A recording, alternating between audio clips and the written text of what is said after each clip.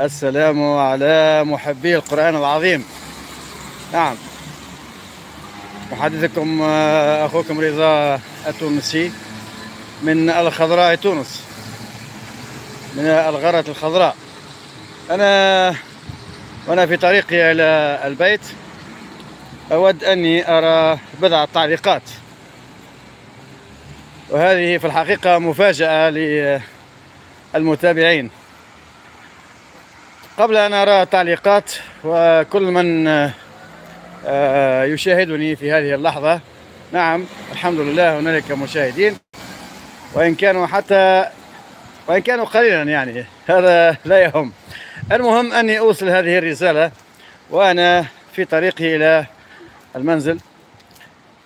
في هذه اللحظات وفي هذا اليوم تحديدا جاءتني عديد التعليقات في خصوص يعني الزمان والمكان.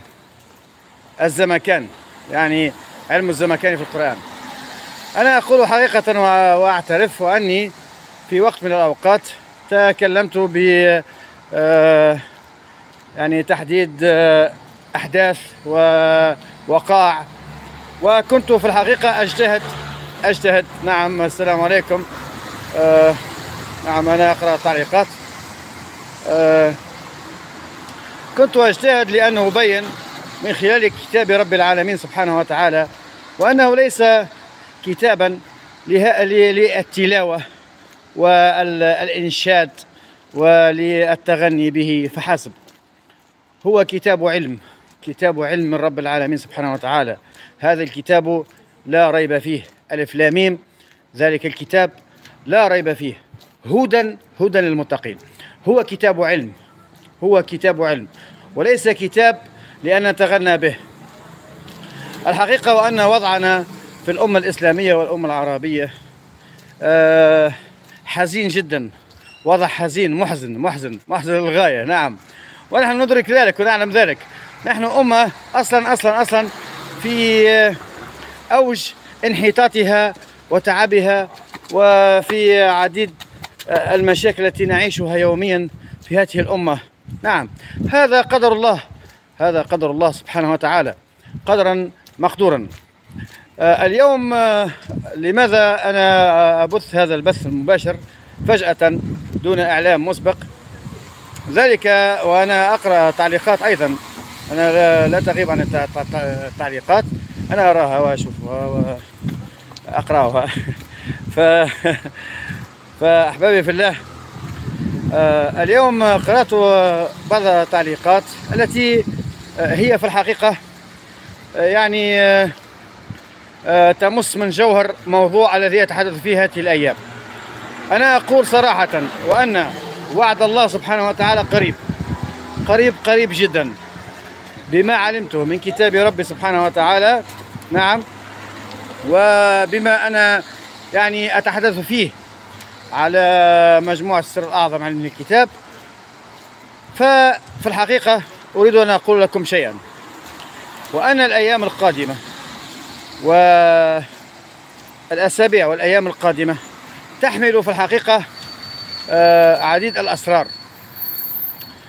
أول ما أنشأت هذه القناة لم أكن أتحدث في علم الزمكان بتلك الطريقة، لكن في الحقيقة أنه عديد الهجمات والانتقادات وعديد المتربصين وآخذي الدوائر جعلوا مني أني أستعمل أسلوبا لأكسب حقيقة أكثر من مشاهد وأكثر من عشرات المشاهدين. فلجأت إلى استعمال أساليبهم في ماذا؟ في إشهار القناة. حقيقة أنا لست نادما على ما فعلت، ولكني في الحقيقة أردت أن أقول في آخر المطاف وأن رسول صلى الله عليه وسلم محمد شفيعنا وحبيبنا صلى الله عليه وسلم وعلى آله وصحبه أجمعين.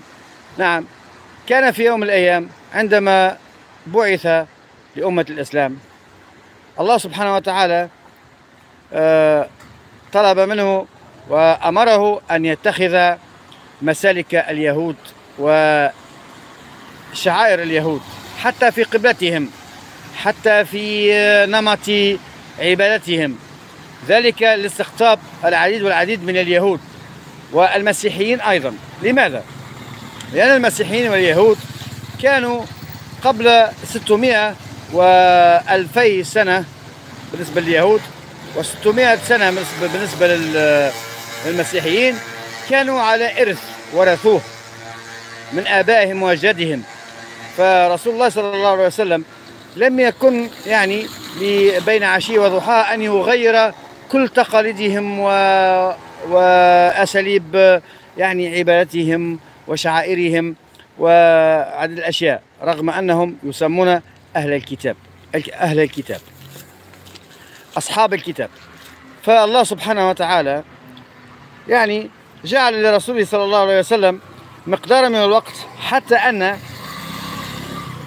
اليهود والنصارى أصحاب الكتاب، أهل الكتاب، وغيرهم من أهل الكتاب الذين لم نذكرهم حقيقة، المعمديين مثلا الذين يتبعون شريعة يحيى عليه السلام وغيرهم، فالله سبحانه وتعالى ترك له المجال حتى يستجلب القلوب والعقول نحو رسالة محمد صلى الله عليه وسلم. اللهم صل وسلم وبارك على سيدنا محمد. فها هنا أردت أن أقول لكم صراحة، وأن الرسالة عندما تريد أن تبلغ رسالة، حتى رسالة بسيطة، يعني رسالة من شخص لشخص أو من شخص لمجموعة، فأنت لابد عليك أن تعتبر وأن تأخذ في الاعتبار تقاليد الناس وحياتهم وما ورثوه عن أجدادهم وآبائهم. لكن الحقيقة أننا أحبابي في الله، وأنا سأمر وأقطع هذا مفترق الطرقات، وأننا إذا نتحدث عن مفترق طرقات، مفترق طريق في حياة المسلمين، في حياة المؤمنين.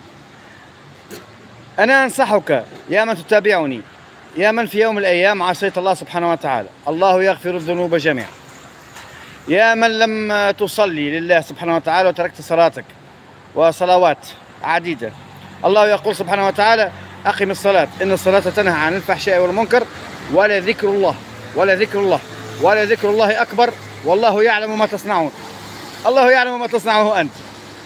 كن حبيبي لربك بقلبك، واذكر ربك تضرعا وخيفة ودون الجهر من القول بالغدو والآصال. الله سبحانه وتعالى ماذا يقول عن الصلاة؟ الصلاة المفروضة هم 5 صلوات كل يوم، هذا لا نقاش ولا جدال فيه. لكن الله سبحانه وتعالى يقول لك لتكن صلتك هي الصلاة. اسمحوا لي أحبابي في الله وافهموني جيدا. الصلاة هي صلتك بربك، علاقتك بربك، اتصالك بربك سبحانه وتعالى. أنت لا تسمعه ولا تراه، نعم، لكن الله يقول لك: واذكر ربك في نفسك تضرعا وخيفة ودون جهر من القول بالغدو والآصال ولا تكن من الغافلين. نعم، الله الصلة والصلاة هي الصلاة أساسا هي أنك دائما على اتصال بخالقك ربك سبحانه وتعالى بقلبك وبعقلك. نعم، هذه هي الصلاة الحقيقية. الصلاة المفروضة في كل يوم 5 صلوات هي مفروضة لأن يجعلك الله سبحانه وتعالى تتصل به دائما وأبدا 5 مرات في اليوم. نعم، لا بد أن تكون عندك علاقة بربك بقلبك خاصة. قلبك، إحساسك، توكلك على الله، استعانتك بالله. هذا هو الأساس. هذا هو الأساس الذي أتحدث فيه أنا من كتاب رب العالمين سبحانه وتعالى.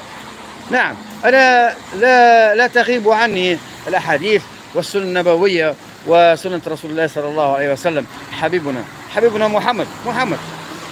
نعم، المذكور في التوراة والإنجيل وفي كتابات الأولين حتى من عهد نوح عليه السلام.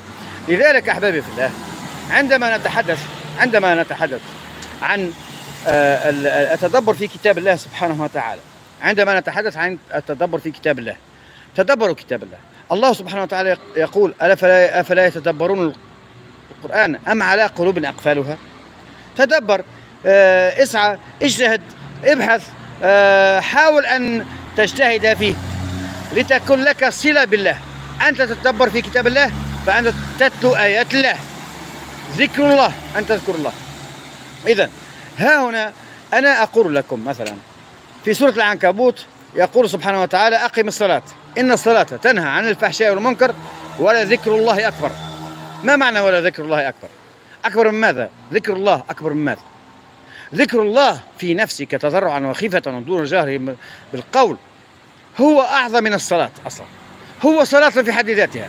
أن تذكر الله فأنت تصلي لله، أنت تتصل بالله. الصلاة هي الاتصال بالله. أن تذكر الله سبحانه وتعالى في نفسك وعلى لسانك فأنت تذكر الله.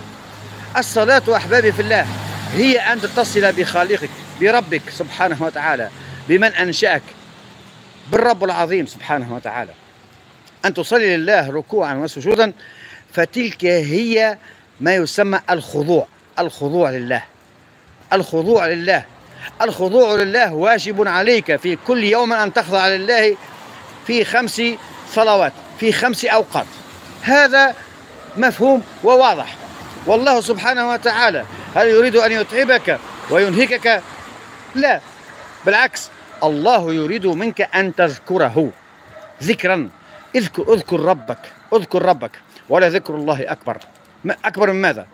ذكر الله، صدقوني أحبابي في الله، صدقوني أن ذكر الله سبحانه وتعالى في نفسك ومع أحبابك ومع أهلك ومع أصدقائك وأصحابك ومع عامة الناس، وخاصة على التواصل الاجتماعي، أن تذكر الله سبحانه وتعالى.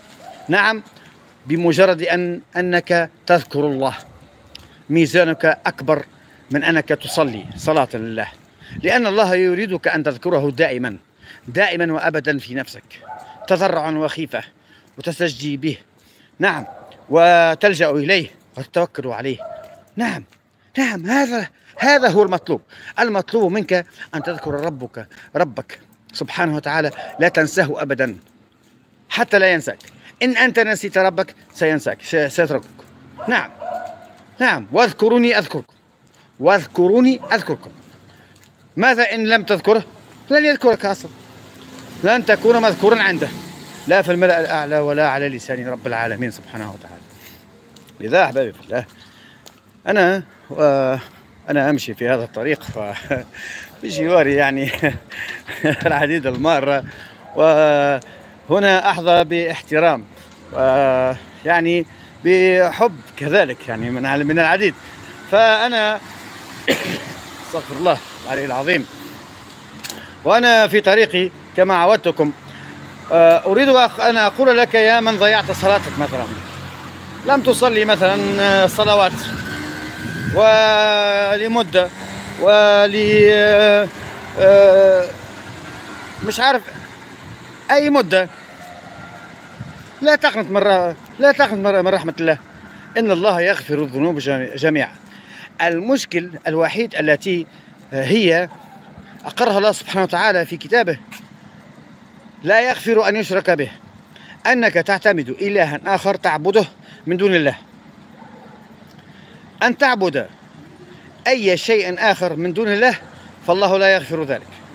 لكنك إذا ما أخطأت أو أنك يعني ارتكبت معصية أو ما إلى ذلك فالله سبحانه وتعالى يغفرها. الله سبحانه وتعالى يغفر الذنوب جميعا، يغفر الذنوب جميعا، يعفو عنك، يعفو عنك. سيدنا نوح عليه السلام، أنا لا أرى تعليقات، لا أدري لماذا، لكن إن شاء الله تعود تعليقات. سيدنا نوح عليه السلام في آخر المطاف يئس وقال: ربي لا تذر على الأرض من الكافرين ديارا، فأخذهم الله سبحانه وتعالى. سيدنا يونس عليه السلام يعني يئس من قومه وتركهم، فالله أجبره أن يعود إليه. لهذا أحبابي في الله، أنا أختم هذه المقولة: لا تيأسوا من روح الله، فقد أتى أمر الله سبحانه وتعالى، قريب، قريب جدا، قريب. أتى أمر الله فلا تستعجلوه، أمر الله قريب، أمر الله قريب. ونحن إذ نجتهد في كتاب الله فنحن في الحقيقة نؤدي رسالة. نحن إذ نجتهد في كتاب ربنا فنحن